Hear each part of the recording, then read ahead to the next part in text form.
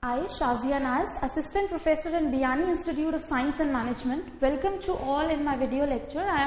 Today I am hereby to present a lecture on net income theory of capital structure. Before starting my topic, I would like to give a brief introduction about the capital structure. Like what is capital structure? So capital structure basically is a combination or a mix of debt and equity which a company uses to finance its long-term operations.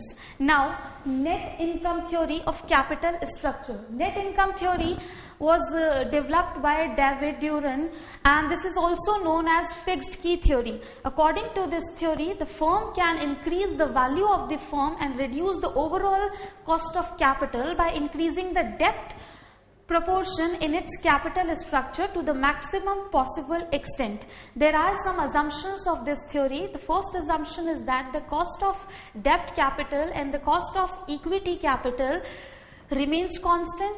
The second assumption is that income tax has been ignored, and the third assumption is that the cost of debt capital is the cheaper source than the cost of equity capital. According to this theory, the value of the firm can be calculated by the following formula, that is, the total value of the firm is equals to market value of equity plus market value of debt capital. Further, market value of equity can be calculated with the help of the following formula, that is E divided by KE, where E represents the earning available for equity shareholders and KE represents cost of equity capital or the capitalization rate. We can explain this theory with the following example. Now suppose X Limited की annual income is 2 lakh rupees, capitalization rate दे रखी है 10%, debentures है 6 lakh rupees के, rate of interest on debentures 8%. Now अब इसमें calculate करना है value of the firm, और ये कैलकुलेट करना है that what will be the effect on value of the firm if a firm can raises its debt capital by rupees 4 lakh. अगर firm अपनी डेप्ट कैपिटल के पोर्शन को 4 लाख रुपए से बढ़ा देती है तो वैल्यू ऑफ द फर्म पे क्या इफेक्ट पड़ेगा. And second condition, a firm can redeem it's debenture by rupees 4 lakh. यानी जब एक फर्म 4 लाख रुपए से अपनी डेप्ट कैपिटल को डिक्रीज कर देती है तो उसका effect value of the firm पे कैसे पड़ेगा वो हम देखते हैं इस एग्जांपल से. कैलकुलेशन करेंगे सबसे पहले value of the firm. EBIT आपको दे रखा है 2 लाख रुपीज, लेस करेंगे इसमें से interest on debenture that is 8% of 6 lakh. ये हमारा कैलकुलेट होगा 48 लाख. लेस करेंगे 2 लाख में से 48,000 तो हमारे पास आ जाएगा 1,52,000. ये हमारा प्रॉफिट हुआ, profit available for equity shareholders. अब हमारे पास total value of the firm calculate होता है market value of equity plus market value of debt. Market value of equity calculate किया जाता है E अपॉन KE. E हमारा कैलकुलेट हुआ है दैट इज 1,52,000 एंड KE आपको गिवन है क्वेश्चन में 10%, that is your capitalisation rate और कॉस्ट ऑफ इक्विटी कैपिटल. ये कैलकुलेट करने पर मार्केट वैल्यू ऑफ इक्विटी हमारे पास आया 15,20,000 रुपीज. नाउ इसमें अब हम ऐड कर देंगे मार्केट वैल्यू ऑफ डेप्ट कैपिटल जो कि क्वेश्चन में हमें दिया गया है 6 लाख. अब हमारी total value of the firm हो जाती है 21,20,000 रुपए जब हमारे पास डेप्ट कैपिटल का पोर्शन 6 लाख रुपए है. यानी existing value of the firm company की 21,20,000 रुपीज है. अब हमें ये कैलकुलेट करना है कि इस वैल्यू ऑफ द फर्म पे क्या इफेक्ट पड़ेगा जब हम 4 लाख रुपए से इस डेप्ट कैपिटल को बढ़ा देंगे और 4 लाख रुपए से इस डेप्ट कैपिटल को कम कर देंगे. Now value of the firm calculate करेंगे जब फर्म रिड्यूस कर देती है डेप्ट कैपिटल को 4 लाख रुपए से. Now EBIT 2 lakh rupees, less करेंगे interest on debenture that is 8% of 10 lakh.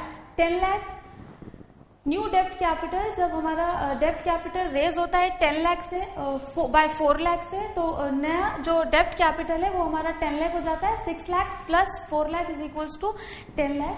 ये हमने लेस किया 10% 80,000 तो हमारे पास आया 1,20,000. ये हमारा है profit available for equity shareholders. Same वही वैसे ही calculation market value of equity that is E divided by KE. 1,20,000 divided by 10% तो ये मार्केट वैल्यू ऑफ इक्विटी आया हमारे पास 12 लाख. इसमें ऐड करेंगे मार्केट वैल्यू ऑफ डेब्ट capital that is 10 lakh rupees, तो total value of the firm हमारा आ गया 22 lakh. 22 lakh total value of the firm है जब हमने डेब्ट कैपिटल को 4 लाख से इंक्रीज किया है। अब सेकंड कंडीशन है हमारी, जब फर्म रिड्यूस कर देती है अपनी डेब्ट कैपिटल को बाय 4 लाख रुपीज, तब हमारा वैल्यू ऑफ द फर्म पे क्या इफेक्ट पड़ेगा देखते हैं। EBIT हमारा 2 लाख रुपीज है, लेस करेंगे interest on debenture that is 8% of 2 lakh. अब ये 2 लाख हमारा नया जो डेब्ट कैपिटल है रिड्यूस करने पर वो आया D is equals to 6 lakh minus 4 lakh is equals to 2 lakh rupees.